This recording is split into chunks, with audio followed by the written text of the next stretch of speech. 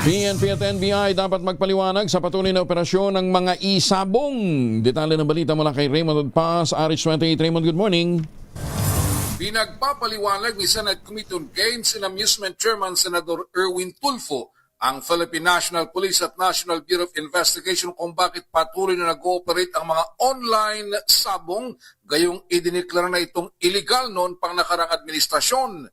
Sinabi ni Senador Tulfo na nakasisira na nga ng buhay, hindi pa nagbabayad ng buwis sa gobyerno ang dalawang operator ng illegal online sabong sa bansa, ngunit patuloy ang kanilang operasyon.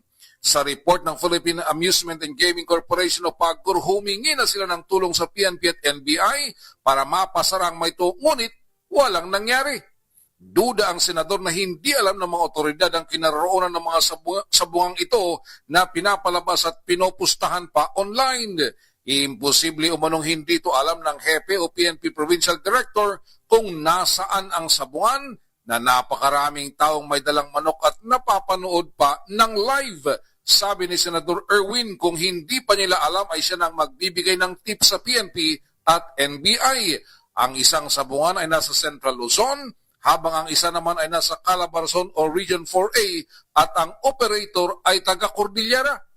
Kaya't sa susunod na pagdinig ng kanyang komite, ipatatawag ang mga provincial directors ng PNP sa Pampanga at Batangas.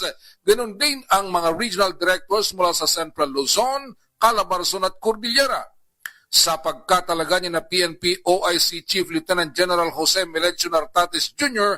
at NBI OIC Undersecretary Jesse Andres, ay naniniwalang matutugunan na ang problemang ito.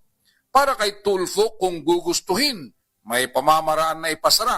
Pero kung may basbas mismo sa mga pulis at NBI officials, hindi matitigil ang operasyon ng isabong sa bansa.